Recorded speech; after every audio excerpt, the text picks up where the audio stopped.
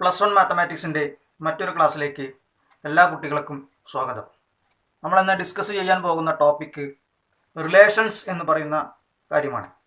റിലേഷൻസിലേക്ക് പോകുന്നതിന് മുൻപേ Cartesian product of two sets എന്ന് പറയുന്ന കാര്യം നമ്മൾ ഡിസ്കസ് ചെയ്ത് കഴിഞ്ഞു. കാർട്ടീഷ്യൻ പ്രോഡക്റ്റ് പറയണമെങ്കിൽ രണ്ട് കളക്ഷൻസുകൾ ഉണ്ടായിരിക്കണം. ആദ്യത്തെ കളക്ഷനിൽ നിന്നും രണ്ടാമത്തെ കളക്ഷനിലേക്ക് എഴുതാൻ പറ്റുന്ന എല്ലാ ബന്ധങ്ങളും അടങ്ങിയിട്ടുള്ള സെറ്റിനെയാണ് കാർട്ടീഷ്യൻ പ്രോഡക്റ്റ് എന്ന് പറഞ്ഞ ആശയം പറയുന്നത്. അതുപോലെ തന്നെ രണ്ടാമത്തെ സെറ്റിൽ നിന്നും ഒന്നാമത്തെ സെറ്റിലേക്കുള്ള എല്ലാ ബന്ധങ്ങളും അടങ്ങിയിട്ടുള്ള സെറ്റ് എന്ന് പറയുന്നതും എന്ത് തന്നെയാണ്? കാർട്ടീഷ്യൻ പ്രോഡക്റ്റ് എന്ന് പറഞ്ഞ ആശയം തന്നെയാണ്. അതായത് എ ക്രോസ് ബി എന്ന് പറയുന്നതും ബി ക്രോസ് എ എന്ന് പറയുന്നതും ഇതെങ്ങനെ എഴുതാമെന്നും അതുമായി ബന്ധപ്പെട്ട് നിൽക്കുന്ന റിമാർക്കുകളും അതുമായി ബന്ധപ്പെട്ട് നിൽക്കുന്ന ക്വസ്റ്റ്യൻസുകളും എല്ലാം നമ്മൾ ഡിസ്കസ് ചെയ്ത് കഴിഞ്ഞു. ഈ കാർട്ടീഷ്യൻ പ്രോഡക്റ്റ് എന്ന് പറയുന്നതിൻ്റെ തുടർച്ചയാണ് റിലേഷൻ എന്ന് പറയുന്ന കാര്യം വരുന്നത്. കാർട്ടീഷ്യൻ പ്രോഡക്റ്റിനെ ഒന്ന് റെസ്ട്രിക്റ്റ് ചെയ്താൽ, അല്ലെങ്കിൽ ആ ഡെഫിനിഷന് ചെറിയ കണ്ടീഷൻസുകൾ കൊടുത്തുകൊണ്ട് റെസ്ട്രിക്റ്റ് ചെയ്ത് കഴിഞ്ഞ് കഴിഞ്ഞാൽ റിലേഷൻ എന്ന് പറഞ്ഞ ആശയത്തിലേക്ക് എത്തുന്നു. എങ്ങനെയാണ് റെസ്ട്രിക്ഷൻ കൊടുക്കുക എന്നുള്ള കാര്യങ്ങളൊക്കെ പറയുന്നതിന് വേണ്ടിയിട്ടാണ് ബോർഡിലേക്ക് നോക്കുമ്പോൾ നിങ്ങൾക്ക് ഒരു എക്സാമ്പിൾ കാണാൻ വേണ്ടി പറ്റും. നമുക്ക് ആ എക്സാമ്പിളിലേക്ക് ഒന്ന് പോവാം. ആ എക്സാമ്പിളിൽ നിന്ന് നമുക്ക് ഡെഫിനിഷൻ എന്ന് പറഞ്ഞ ആശയത്തിലേക്ക് പോവാം. അവിടെ നിന്ന് നമുക്ക് ഇതിന് പറയാൻ പറ്റുന്ന റിമാർക്കുകളെ കുറിച്ച് ഡിസ്കസ് ചെയ്യാം. അതിനുശേഷം നമുക്ക് ഇതിൻ്റെ ക്വസ്റ്റ്യൻസുകളിലേക്ക് പോവാം. നിങ്ങൾ ബോർഡിലേക്ക് ഒന്ന് ശ്രദ്ധിക്കുക. ഇവിടെ രണ്ട് കളക്ഷൻസുകൾ ഞാൻ എടുത്തിട്ടുണ്ട്. പി എന്ന് പറയുന്ന കളക്ഷനും ക്യൂ എന്ന് പറയുന്ന കളക്ഷനും. പി എന്ന് പറയുന്ന കളക്ഷനിൽ 3 എലമെന്റുകളാണുള്ളത്, എ ബി സി. ക്യൂ എന്ന് പറഞ്ഞ കളക്ഷനകത്ത് അരുൺ, അജയ്, ബിനോയ്, ചന്ദ്രൻ, ദിവ്യ, ഇത്രയും എലമെന്റുകളാണുള്ളത്. നമ്മൾ പിയിൽ നിന്നും ക്യൂവിലേക്കുള്ള കാർട്ടീഷ്യൻ പ്രോഡക്റ്റ് എന്ന് പറഞ്ഞ കാര്യം ആലോചിക്കുകയാണെങ്കിൽ എയിൽ നിന്ന് എല്ലാ എലമെന്റുകളിലേക്കും ഓരോ ബന്ധങ്ങൾ കൊണ്ടുവരാം, ബിയിൽ നിന്നും അതുപോലെ ഓരോ എലമെന്റുകളിലേക്കും ബന്ധങ്ങൾ കൊണ്ടുവരാം, സിയിൽ നിന്നും അതുപോലെ നമുക്ക് ബന്ധങ്ങൾ കൊണ്ടുവരാം. അപ്പം നിങ്ങൾ ആ ഒരു ചിത്രം ഒബ്സർവ് ചെയ്യുമ്പോൾ തന്നെ നിങ്ങൾക്ക് മനസ്സിലാക്കാൻ പറ്റും നമ്മൾ എല്ലാ ബന്ധങ്ങളൊന്നും അവിടെ എന്ത് ചെയ്തിട്ടില്ല, മാർക്ക് ചെയ്തിട്ടില്ല. അതുകൊണ്ട് തന്നെ നമ്മൾ ഈ വരച്ചു വെച്ചിരിക്കുന്നത് കാർട്ടീഷ്യൻ പ്രോഡക്റ്റ് അല്ല എന്നുള്ളതിൻ്റെ ഒരു ധാരണ നിങ്ങൾക്കിപ്പോൾ കിട്ടിയിട്ടുണ്ടാവും. പിന്നെ എന്താണ് ഇവിടുത്തെ പ്രത്യേകത എന്ന് പറയുന്നത്? പിയും ക്യൂവും തമ്മിൽ കണക്ട് ചെയ്യാൻ വേണ്ടിയിട്ട് നമ്മൾ ഒരു റിലേഷൻ അവിടെ അപ്ലൈ ചെയ്യാണ്. നമുക്കറിയാം കാർട്ടീഷ്യൻ പ്രോഡക്റ്റിലുള്ള എല്ലാ എലമെന്റുകളും ഓർഡേർഡ് പെയേഴ്സുകളായിരിക്കും. ഓർഡേർഡ് പെയേഴ്സുകളിൽ ആദ്യത്തെയും രണ്ടാമത്തെയും എലമെന്റുകൾ കിടക്കുന്നത് ആദ്യത്തെ കളക്ഷനിൽ നിന്നാണ് ആദ്യത്തെ എലമെന്റ് ഉണ്ടാവുക, രണ്ടാമത്തെ കളക്ഷനിൽ നിന്നാണ് രണ്ടാമത്തെ എലമെന്റ് ഉണ്ടാവുക. ഈ രണ്ടും തമ്മിൽ എന്തെങ്കിലും ചെറിയ ഒരു റിലേഷൻ ഉണ്ടായിരിക്കും. കുറച്ച് ഓർഡേർഡ് പെയേഴ്സുകൾ തമ്മിൽ കണക്ട് ചെയ്തെടുക്കുകയാണ്. എങ്ങനെയാണ് ഇന്ന് ഓർഡേർഡ് പെയറുകൾ നമ്മൾ മനസ്സിലാക്കി എടുക്കേണ്ടത്? എ അരുൺ ഒരു ഓർഡേർഡ് പെയറാണ്, എ അജയ് മറ്റൊരു ഓർഡേർഡ് പെയറാണ്, ബി ബിനോയ് മറ്റൊരു ഓർഡേർഡ് പെയറാണ്, സി ചന്ദ്രൻ എന്ന് പറയുന്നത് മറ്റൊരു ഓർഡേർഡ് പെയറാണ്. ഇത്രയും ഓർഡേർഡ് പെയേഴ്സുകളാണ് ഈ പറഞ്ഞ കാര്യത്തിൻ്റെ ലിസ്റ്റ് ചെയ്ത ഫോമിലേക്ക് നമ്മൾ കണക്ട് ചെയ്യുമ്പോൾ നമുക്ക് എടുക്കാൻ വേണ്ടി പറ്റുന്നത്. ഇതിലെ ഓരോ ഓർഡേർഡ് പെയറും നിങ്ങളൊന്ന് ഒബ്സർവ് ചെയ്യാം. A Arun, A Ajay, B Binoy, C Chandran. ഈ പറഞ്ഞ ഓർഡേർഡ് പെയറുകൾ നിങ്ങൾ ഒബ്സർവ് ചെയ്യുമ്പോൾ തന്നെ നിങ്ങൾക്ക് അതിൽ നിന്നൊരു കാര്യം മനസ്സിലായിട്ടുണ്ടാവും. രണ്ടാമത്തെ കളക്ഷനിലുള്ളതെല്ലാം എന്താണ്? നെയിമുകളാണ്.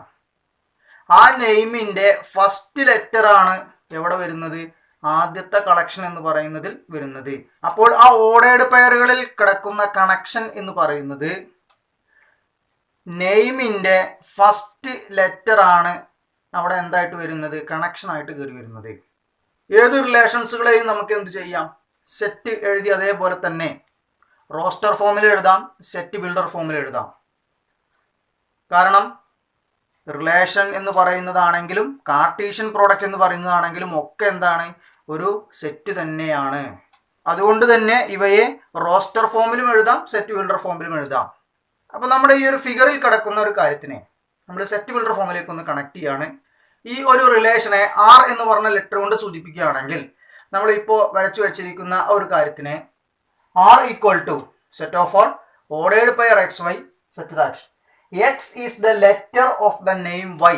വൈ എന്ന് പറഞ്ഞ നെയിമിൻ്റെ ഫസ്റ്റ് ലെറ്റർ എന്താണോ വരുന്നത് ആ ലെറ്ററിലേക്കാണ് എന്ത് കണക്ഷൻ വരുന്നത്? എക്സ് എന്ന് പറഞ്ഞ കണക്ഷൻ കയറി വരുന്നത്. X belongs to P and Y belongs to Q. അതിൽ എക്സ് എന്ന് പറയുന്നത് പി എന്ന് പറഞ്ഞ കളക്ഷനകത്തായിരിക്കും, വൈ എന്ന് പറയുന്നത് ക്യൂ എന്ന് പറഞ്ഞ കളക്ഷനകത്തായിരിക്കും. നമ്മൾ ഇത്രയും കാര്യങ്ങളൊക്കെ പറഞ്ഞുവെങ്കിലും നിങ്ങളിതിനെ പ്രധാനമായും ശ്രദ്ധിക്കേണ്ട ഒരു കാര്യം എന്ന് പറയുന്നത്, ഇത് ശരിക്ക് Cartesian product of P and Q എഴുതിയാൽ, അല്ലെങ്കിൽ പി ക്രോസ് ക്യൂ എന്ന് പറഞ്ഞ കാര്യം എഴുതിയാൽ കിട്ടുന്ന ഓർഡേർഡ് പെയറുകളിൽ ചിലത് മാത്രം ഉപയോഗിച്ചുകൊണ്ടുള്ള ഒരു കളക്ഷനാണ്. അപ്പോൾ ഇത് ശരിക്കും എന്ത് തന്നെയാണ്? എ ക്രോസ് ബി എന്ന് പറയുന്നതിൻ്റെ സബ്സെറ്റ് തന്നെയാണ് വരുന്നത്. അപ്പോൾ നമുക്ക് എന്ത് പറയാം? ഈ ആർ എന്ന് പറഞ്ഞിട്ടുള്ള ഈ ഒരു റിലേഷൻ പി ക്രോസ് ക്യൂ എന്ന് പറയുന്നതിൻ്റെ സബ്സെറ്റ് ആണ് എന്നുള്ള കാര്യം നമുക്ക് പറയാൻ വേണ്ടി പറ്റും. ഇത് തന്നെയാണ് റിലേഷൻ എന്ന് പറയുന്നതിൻ്റെ ഡെഫിനിഷൻ വരികയും ചെയ്യുന്നത്. എ എന്ന് പറയുന്ന സെറ്റിൽ നിന്ന് ബി എന്ന് പറയുന്ന സെറ്റിലേക്ക് ഒരു റിലേഷൻ ഉണ്ടെങ്കിൽ അത് എ ക്രോസ് ബി എന്ന് പറയുന്നതിൻ്റെ, അല്ലെങ്കിൽ Cartesian product of A and B എന്ന് പറയുന്നതിൻ്റെ സബ്സെറ്റ് ആയിരിക്കും. ഡെഫിനിഷനിൽ പറഞ്ഞിരിക്കുന്ന കാര്യങ്ങൾ എന്തൊക്കെയാണ്? A relation R from a non empty set A to a non empty set B. രണ്ട് കളക്ഷൻസുകളുണ്ട്, എ എന്ന് പറയുന്നതും ബി എന്ന് പറയുന്നതും. രണ്ടും നോൺ എംപ്റ്റി ആയ കളക്ഷൻസുകളാണ്. എന്തുകൊണ്ടാണ് നമ്മൾ പ്രത്യേകം നോൺ എംപ്റ്റി എന്ന് പറഞ്ഞ കാര്യം ഇവിടെ പറയുന്നത്? നമുക്കറിയാം, Cartesian product of A and B ചെയ്യുമ്പോൾ തന്നെ ഏതെങ്കിലും ഒരു കളക്ഷൻ നൾ സെറ്റ് ആയിട്ട് വരികയാണെങ്കിൽ അതിൻ്റെ കാർട്ടീഷ്യൻ പ്രോഡക്റ്റും എന്ത് തന്നെയായിരിക്കും? നൾ സെറ്റ് തന്നെ ആയിരിക്കും. അപ്പോൾ ഇവിടെ ഏതെങ്കിലും ഒരു കളക്ഷൻ എംപ്റ്റി ആയിട്ടാണ് വരുന്നതെങ്കിൽ നമ്മൾക്ക് റിലേഷൻ എന്ന് പറയുന്ന കാര്യം പ്രത്യേകിച്ച് നമുക്ക് എന്ത് ചെയ്യാൻ വേണ്ടി പറ്റില്ല? ഓർഡേർഡ് പെയറുകളാക്കി എഴുതാൻ വേണ്ടി പറ്റില്ല. ഡെഫിനിഷനിൽ പറയുന്നത് എന്താണ്? രണ്ട് നോൺ എംപ്റ്റി സെറ്റുകളാണ്, ഒരു സെറ്റ് എയും മറ്റൊരു സെറ്റ് ബിയും. അതിൻ്റെ റിലേഷൻ എന്ന് പറയുന്നതിനെ ഡിനോട്ട് ചെയ്യുന്നത് ആർ എന്ന് പറഞ്ഞ ലെറ്റർ ഉപയോഗിച്ചുകൊണ്ടാണ്. തൊട്ട് മുന്നേ നമ്മൾ വേറൊരു ആർ എന്ന് പറഞ്ഞ കാര്യം ഉപയോഗിച്ചിരുന്നു. അവിടെ റിയൽ നമ്പർ സെറ്റ് എന്ന് പറഞ്ഞ കാര്യമാണ്. അത് രണ്ടും വേർതിരിച്ചറിയാൻ വേണ്ടിയിട്ട് തന്നെ നമ്മൾ എന്ത് ചെയ്യുന്നു? ജസ്റ്റ് ആർ എന്ന് പറയുന്ന കാര്യം എഴുതിയാൽ അത് റിലേഷൻ എന്ന് പറഞ്ഞ കാര്യത്തിലേക്ക് കണക്ട് ചെയ്യുന്നു. ആർ എന്ന് പറയുന്നതിനെ ഒന്ന് ബോൾഡ് ആക്കി എഴുതിയാൽ, ഈ പറഞ്ഞ കാര്യത്തിനെ ഒന്ന് ബോൾഡ് ആക്കി എഴുതുകയോ അല്ലെങ്കിൽ ജസ്റ്റ് ഇവിടെ വേർതിരിച്ചറിയാൻ വേണ്ടി വേറൊരു ലൈൻ ഇങ്ങനെ കൊടുക്കുകയോ ചെയ്തു കഴിഞ്ഞിട്ടുണ്ടെങ്കിൽ നമുക്കത് എന്ത് പറയാം? റിയൽ നമ്പർ സെറ്റാണ് എന്നുള്ള ആശയം പറയാം. എ എന്ന് പറയുന്ന സെറ്റിൽ നിന്നും ബി എന്ന് പറയുന്ന സെറ്റിലേക്കുള്ള റിലേഷൻ എന്ന് പറയുന്ന കാര്യം is A subset of the Cartesian product A cross B. A cross B എന്ന് പറയുന്നതിൻ്റെ സബ്സെറ്റ് ആയിരിക്കും എ എന്ന് പറയുന്ന സെറ്റിൽ നിന്നും ബി എന്ന് പറയുന്ന സെറ്റിലേക്കുള്ള റിലേഷൻ എന്ന് പറയുന്നത്.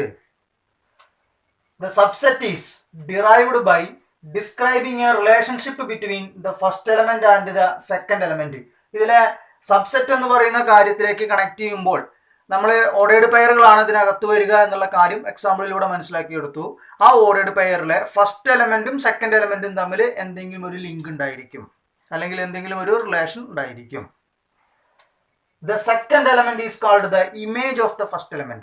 അപ്പോൾ നിങ്ങൾ പ്രത്യേകം ശ്രദ്ധിക്കണം, നമ്മൾ എഴുതുന്ന ഓർഡേർഡ് പെയറിൽ ഫസ്റ്റ് എലമെന്റ് എന്ന് പറയുന്നതിൻ്റെ ഇമേജ് എന്നാണ് നമ്മൾ സെക്കൻഡ് എലമെന്റിനെ പറയുക. അപ്പോൾ ഇമേജ് ഓഫ് ഫസ്റ്റ് എലമെന്റ് എന്ന് പറഞ്ഞാൽ സെക്കൻഡ് എലമെന്റ് ആണ്. തൊട്ട് മുന്നത്തെ എക്സാമ്പിളിലേക്ക് ഒന്ന് പോവുക. എ അരുൺ എന്ന് പറഞ്ഞൊരു ഓർഡേർഡ് പെയർ എടുത്തു. അപ്പോൾ നമുക്ക് എന്ത് പറയാം? എ എന്ന് പറയുന്നതിൻ്റെ ഇമേജ് ആണ് അരുൺ എന്ന് പറയുന്നത്. ഇനി നമുക്ക് ഈ പറഞ്ഞ കാര്യത്തിനെ തന്നെ അടിസ്ഥാനപ്പെടുത്തിക്കൊണ്ട് ഒന്ന് രണ്ട് ഡെഫിനിഷൻസുകൾ പറയാനുണ്ട്. ഇനി നമുക്ക് അതിലേക്കൊന്ന് പോവാം. അടുത്ത രണ്ട് ഡെഫിനിഷൻസുകളാണ് നമ്മൾ ബോർഡിൽ എഴുതി വെച്ചിരിക്കുന്നത്. ഈ രണ്ട് ഡെഫിനിഷൻസ് എന്ന് പറയുന്നത് വളരെ സിമ്പിളായ കാര്യങ്ങൾ മാത്രമേ ഉള്ളൂ. നമ്മളിപ്പോൾ പറഞ്ഞു നിർത്തി, റിലേഷൻ എന്ന് പറയുന്നത് കാർട്ടീഷ്യൻ പ്രോഡക്റ്റിൻ്റെ സബ്സെറ്റുകളാണ്. കാർട്ടീഷ്യൻ പ്രോഡക്റ്റിൻ്റെ ഏത് സബ്സെറ്റുകൾ എടുത്ത് നോക്കിയാലും അതിലുണ്ടാകുന്നത് ഓർഡേർഡ് പെയർസുകളാണ് ഉണ്ടായിരിക്കുക. ഇതിലെ ഓർഡേർഡ് പെയറുകളിലെ ആദ്യത്തെ എലമെൻറ്റും രണ്ടാമത്തെ എലമെൻറ്റും തമ്മിൽ എന്തെങ്കിലും ഒരു ലിങ്ക് ഉണ്ടായിരിക്കും എന്നുള്ള കാര്യമൊക്കെ നമ്മൾ പറഞ്ഞു കഴിഞ്ഞു. നമ്മളിങ്ങനെ എഴുതുന്ന ഓർഡേർഡ് പെയറുകളിലെ ഫസ്റ്റ് എലമെൻറ്റുകളുടെ കളക്ഷൻ എന്ന് പറയുന്നതാണ് ആ റിലേഷൻ്റെ ഡൊമൈൻ എന്ന് പറയുന്ന കാര്യം വരുന്നത്. അപ്പോൾ എന്താണ് ഒരു റിലേഷൻ്റെ ഡൊമൈൻ എന്ന് പറഞ്ഞാൽ? Set of all the first elements of the ordered pairs in a relation. Ordered പെയറുകളുടെ സെക്കൻഡ് എലമെൻറ്റുകളുടെ കളക്ഷൻ മാത്രം എടുക്കുക. ആ കളക്ഷനെയാണ് ആ റിലേഷൻ്റെ റേഞ്ച് എന്ന് പറഞ്ഞ ആശയം പറയുന്നത്. Set of all second elements of the ordered pairs in a relation. ഇനി തൊട്ട് മുന്നത്തെ എക്സാമ്പിൾ നിങ്ങളൊന്ന് ഓർമ്മയിലേക്ക് ഒന്ന് കൊണ്ടുവരിക. നമ്മളവിടെ പി എന്ന് പറഞ്ഞ കളക്ഷൻ എടുത്തിരുന്നു, ക്യൂ എന്ന് പറഞ്ഞ കളക്ഷൻ എടുത്തിരുന്നു. ഇവിടെ നിങ്ങൾ ശ്രദ്ധിക്കേണ്ട കാര്യം, നമ്മൾ ഇതിൻ്റെ റിലേഷൻ എന്ന് പറഞ്ഞ ആശയം എഴുതുമ്പോൾ ഏതൊക്കെ ഓർഡേർഡ് പെയേഴ്സുകൾ വരും എന്നാണ് നമ്മൾ പറഞ്ഞത്?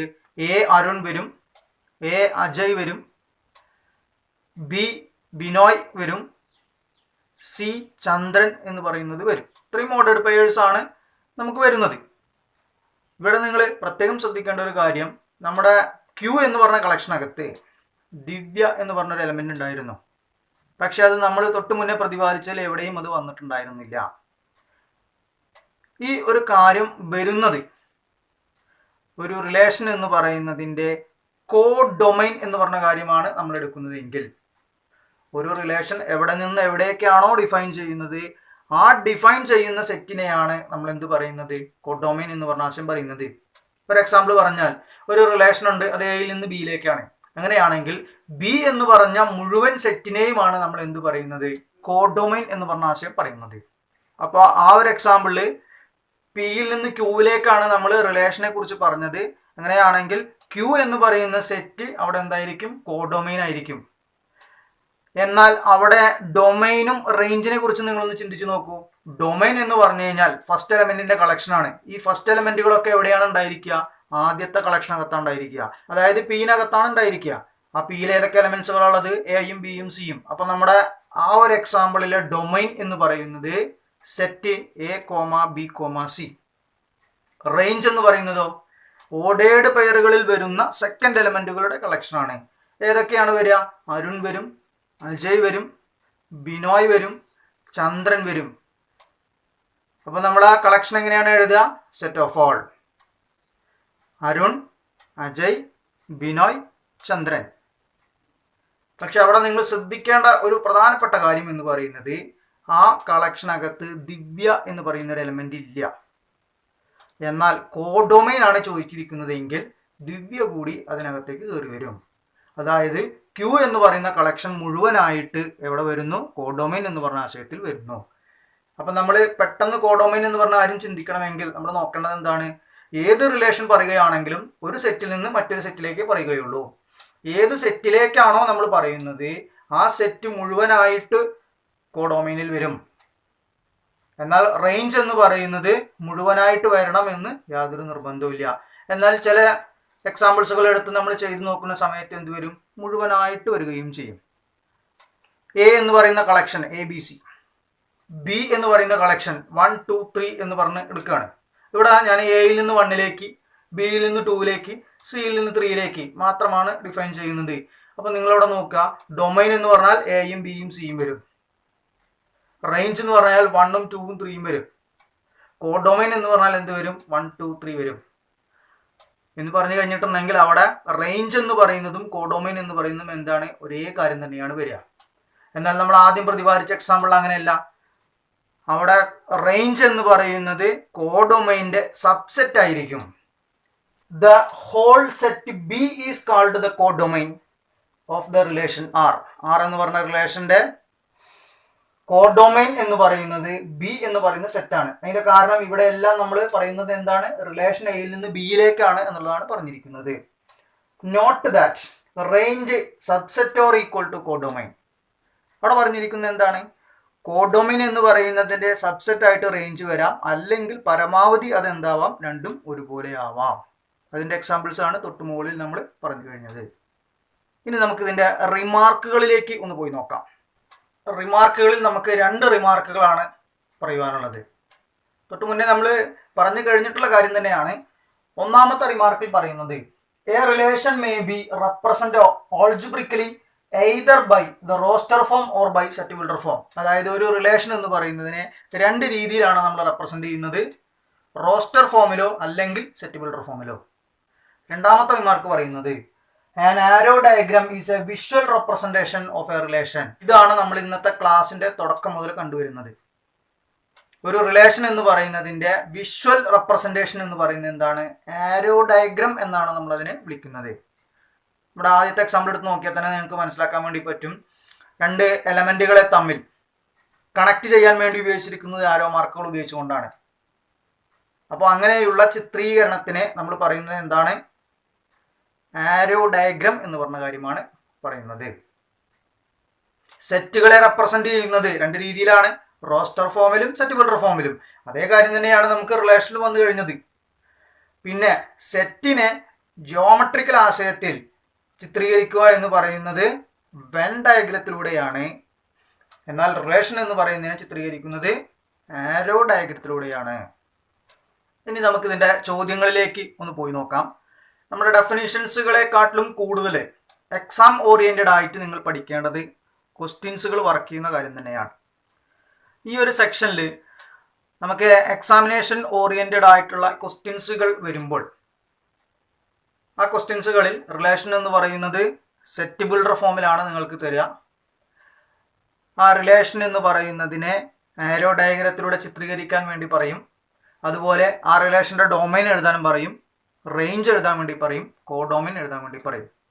കൂടാതെ എ എന്ന് പറയുന്ന സെറ്റും ബി എന്ന് പറയുന്ന സെറ്റും റോസ്റ്റർ ഫോമിൽ നിങ്ങൾക്ക് തരും. അതിനുശേഷം എ എന്ന് പറയുന്ന സെറ്റിൽ നിന്ന് ബി എന്ന് പറയുന്ന സെറ്റിലേക്ക് എത്ര റിലേഷൻസുകൾ കണ്ടെത്താൻ വേണ്ടി പറ്റും എന്നുള്ള ക്വസ്റ്റ്യനും. ഇതാണ് മെയിനായിട്ട് നമുക്ക് ഈ സെക്ഷനിൽ ഡിസ്കസ് ചെയ്യാനുള്ള ക്വസ്റ്റ്യൻസുകൾ. അതിൽ പെട്ടിട്ടുള്ള ഒരു ചോദ്യമാണ് ഇപ്പോൾ നമ്മൾ ബോർഡിൽ എഴുതി വച്ചിരിക്കുന്നത്. നമുക്കതെങ്ങനെയാണ് കണ്ടെത്തുക എന്നുള്ള കാര്യത്തിലേക്ക് ഒന്ന് പോയി നോക്കാം. എ എന്ന് പറയുന്ന ഒരു കളക്ഷൻ ഇവിടെ തന്നിട്ടുണ്ട്.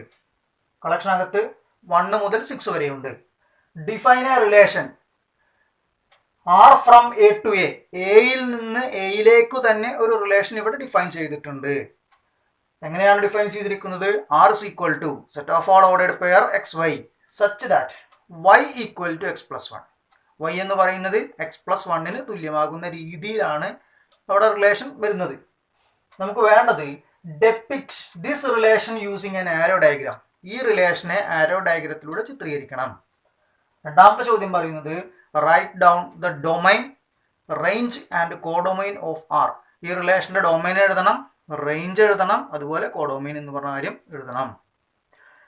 ഈ ഡൊമൈനും കോഡൊമൈനും റേഞ്ചും ഒക്കെ എഴുതണം എന്നുണ്ടെങ്കിൽ ഇതിനെ റോസ്റ്റർ ഫോമിലേക്ക് ആക്കി കഴിഞ്ഞാൽ നമുക്ക് ഇതിൻ്റെ ചിത്രീകരണം എന്ന് പറയുന്ന കാര്യവും എളുപ്പമാണ്.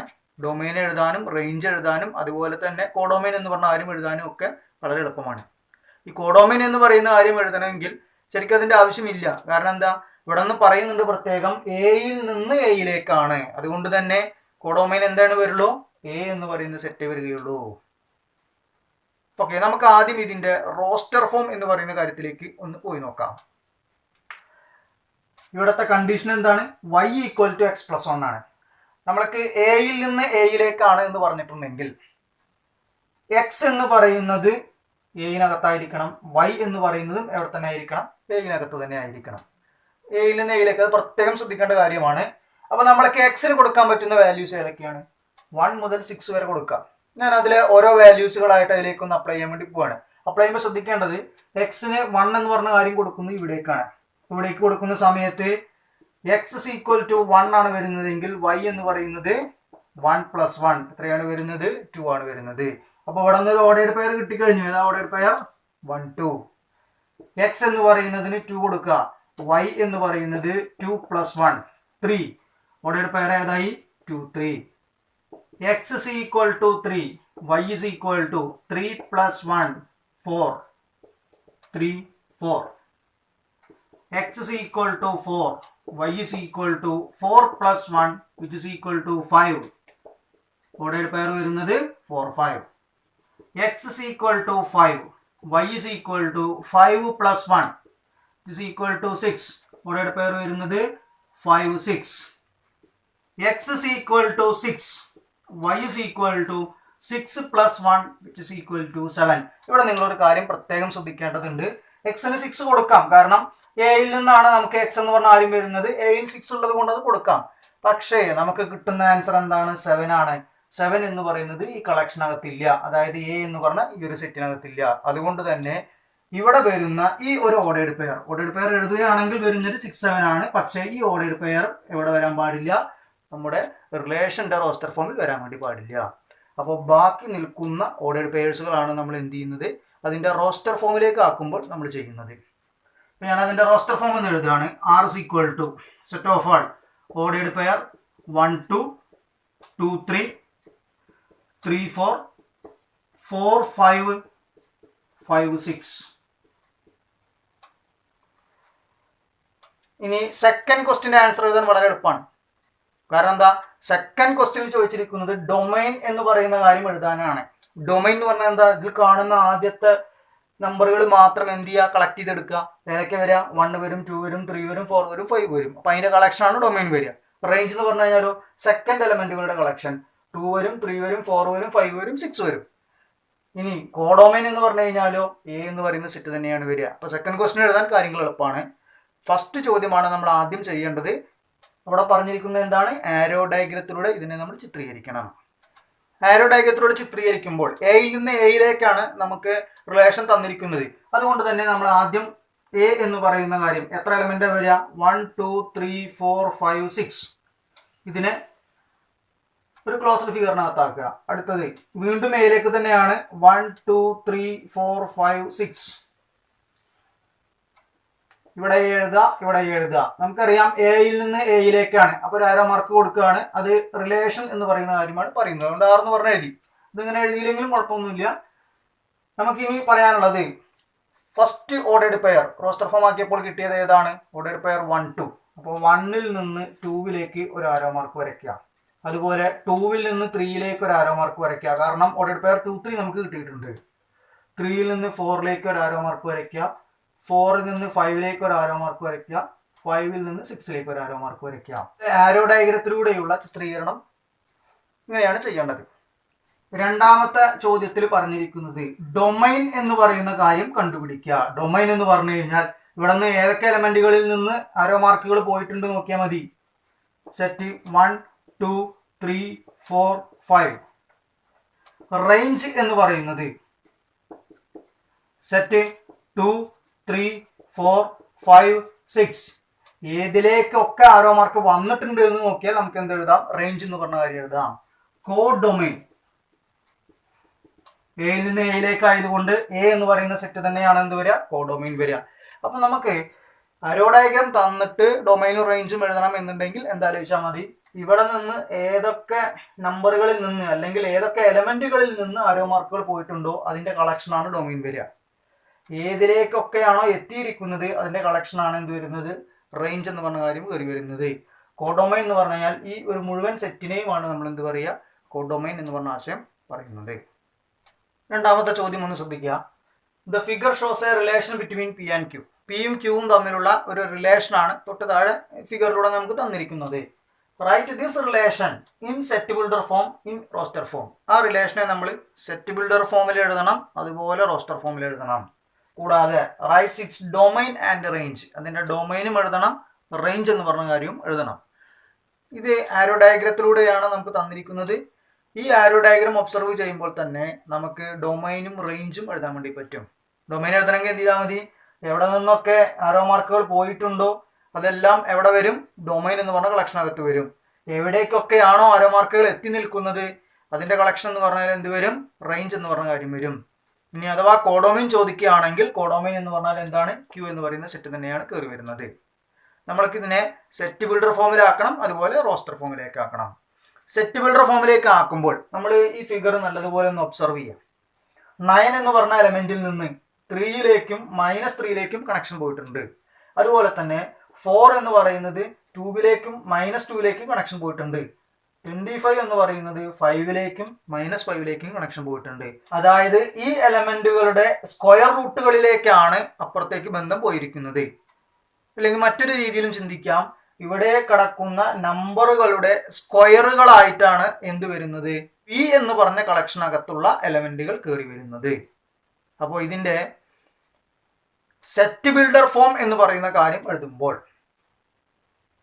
R is equal to set of all ordered pair xy such that x is the square of y. x belongs to p, y belongs to q.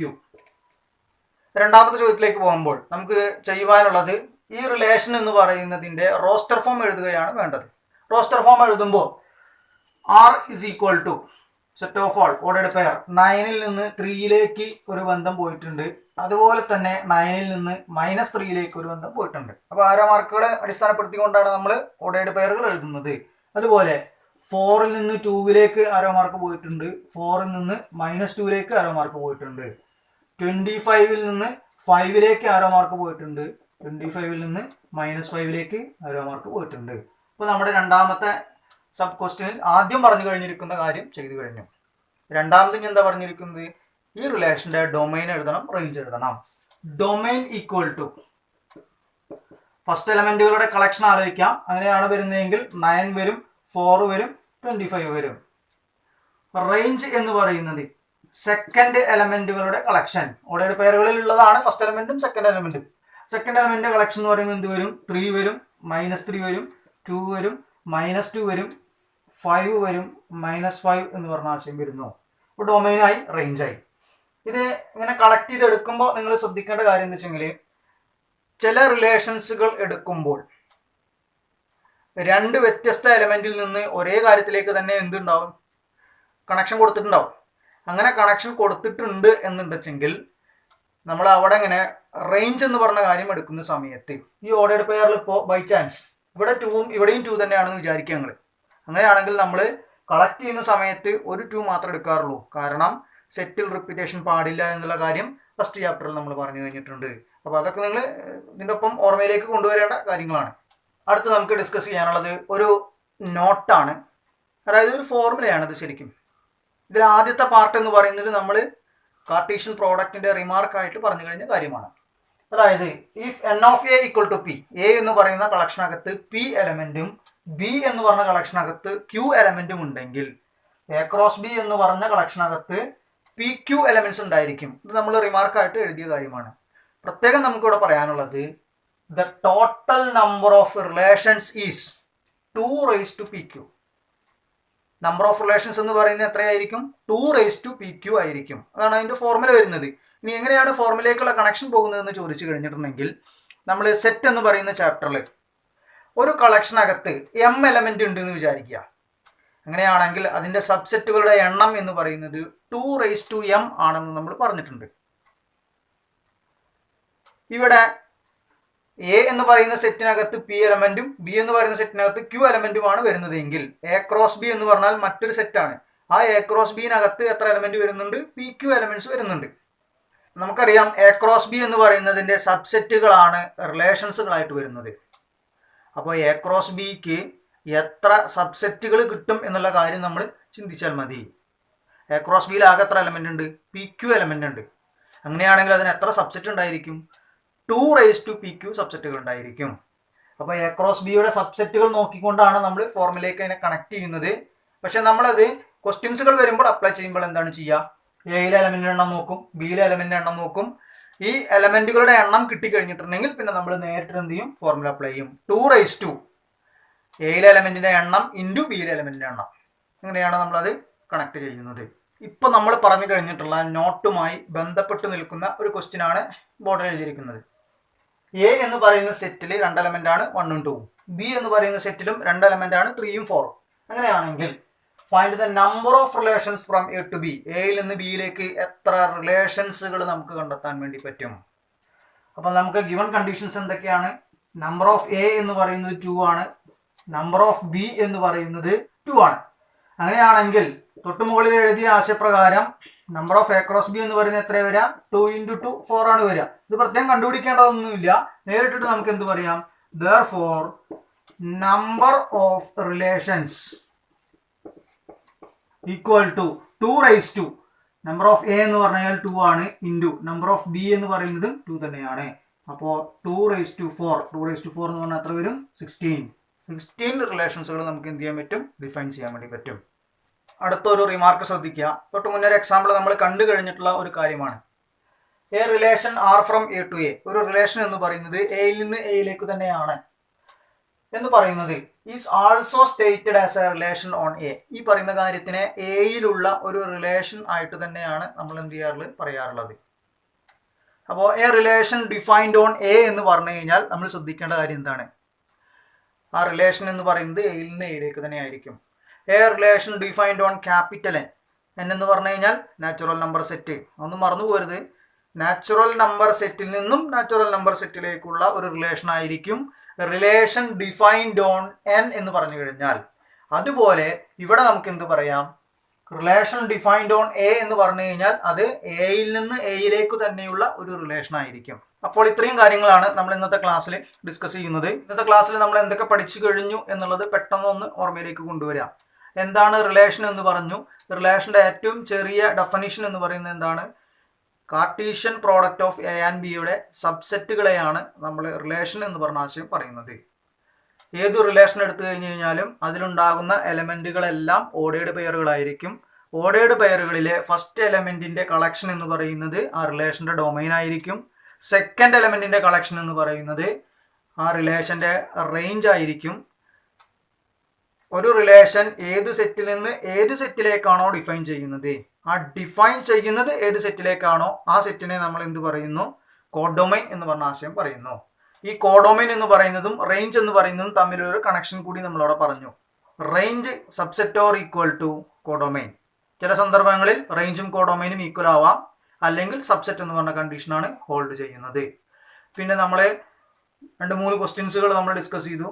അതിലെ ആദ്യ ചോദ്യത്തിൽ നമ്മൾ പറഞ്ഞിരുന്നത് ഒരു റിലേഷൻ എന്ന് പറയുന്ന കാര്യത്തിനെ സെറ്റ് ബിൽഡർ ഫോമിൽ തന്നതിന് ശേഷം അതിനെ ആരോ ഡയഗ്രത്തിലൂടെ ചിത്രീകരിക്കുന്നതും അതിൻ്റെ ഡൊമൈൻ എഴുതുന്നതും റേഞ്ച് എഴുതുന്നതും കോഡൊമൈൻ എഴുതുന്നതുമായ കാര്യമാണ്. രണ്ടാമത് നമ്മൾ പറഞ്ഞത് ആരോ ഡയഗ്രത്തിലൂടെ റിലേഷൻ നമ്മൾക്ക് ക്വസ്റ്റ്യനിൽ തന്നിരുന്നു. നമ്മൾ അതിനെ സെറ്റ് ബിൽഡർ ഫോമിലേക്ക് ആക്കി, പിന്നെ റോസ്റ്റർ ഫോമിലേക്ക് ആക്കി, അതിനുശേഷം ഡൊമൈൻ എഴുതി, റേഞ്ച് എഴുതി. കോഡൊമൈൻ എങ്ങനെ എഴുതാം എന്നുള്ളത് കൂടി ഞാൻ പ്രത്യേകം ക്ലാസ്സിൽ പറഞ്ഞിരുന്നു. പിന്നെ നമ്മൾ പറഞ്ഞിരുന്നത് 2 റിമാർക്കുകളെ കുറിച്ചാണ് പറഞ്ഞത്. ഒരു റിമാർക്ക് എന്ന് പറയുന്നത് എ എന്ന് പറഞ്ഞ കളക്ഷനകത്ത് പി എലമെന്റും ബി എന്ന് പറഞ്ഞ കളക്ഷനകത്ത് ക്യൂ എലമെന്റുമാണ് വരുന്നതെങ്കിൽ നമ്പർ ഓഫ് റിലേഷൻസ് എന്ന് പറയുന്നത് 2⁵PQ ആയിരിക്കും. ഒരു റിലേഷൻ ഡിഫൈൻഡ് ഓൺ എ ആണ് പറയുന്നതെങ്കിൽ അത് എയിൽ നിന്ന് എയിലേക്ക് തന്നെയുള്ള റിലേഷൻ ആയിരിക്കും. അപ്പം ഇത്രയും കാര്യങ്ങൾ നിങ്ങളൊന്ന് പഠിച്ചു വെക്കുക. 3 ക്വസ്റ്റ്യൻസുകളാണ് നമ്മൾ ഡിസ്കസ് ചെയ്തത്. ഇതേപോലെയുള്ള ക്വസ്റ്റ്യൻസുകളാണ് നമുക്ക് അടുത്ത ക്ലാസ്സിൽ ഡിസ്കസ് ചെയ്യാനുള്ളത്. വളരെ ഇമ്പോർട്ടൻ്റ് ആയിട്ടുള്ള ഒരു സെക്ഷനാണ് ഇത് വരുന്നത്. കുറേ റിപ്പീറ്റഡ് ക്വസ്റ്റ്യൻസുകൾ നമുക്ക് ഈ സെക്ഷനിൽ നിന്ന് കയറി വന്നിട്ടുണ്ട്. അപ്പോൾ നെക്സ്റ്റ് ക്ലാസ്സിലേക്ക് പോകുന്നതിന് മുൻപേ എന്താണ് ഡൊമൈൻ, എന്താണ് കോഡൊമൈൻ, എന്താണ് റേഞ്ച് എന്ന് പറഞ്ഞ കാര്യങ്ങളും റിലേഷൻ എന്ന് പറയുന്ന ആശയവും 3 ക്വസ്റ്റ്യൻസുകളും നല്ലതുപോലെ നിങ്ങളൊന്ന് ഓർമ്മയിലേക്ക് വെക്കുക. അങ്ങനെയാണെങ്കിൽ അടുത്ത ക്ലാസ്സിൽ നമ്മൾ ഡിസ്കസ് ചെയ്യുന്ന ക്വസ്റ്റ്യൻസുകളൊക്കെ നിങ്ങൾക്ക് തനിയെ വർക്ക് ചെയ്തുകൊണ്ട് തന്നെ നിങ്ങൾക്ക് ആൻസറിലേക്ക് എത്താൻ വേണ്ടി പറ്റും. അതോടുകൂടി തന്നെ ഈ സെക്ഷനിൽ നിന്ന് നിങ്ങൾക്ക് പബ്ലിക് എക്സാമിനേഷനായിട്ട് ചോദിക്കാറുള്ള എല്ലാ ക്വസ്റ്റ്യൻസുകളും നിങ്ങൾക്ക് അറ്റൻഡ് ചെയ്ത് മുഴുവൻ മാർക്കും സ്കോർ ചെയ്യാൻ വേണ്ടി പറ്റും. ഓക്കെ, അപ്പോൾ കൂടുതൽ ചോദ്യങ്ങളുമായി നമുക്ക് അടുത്ത ക്ലാസ്സിൽ കാണാം. ബൈ.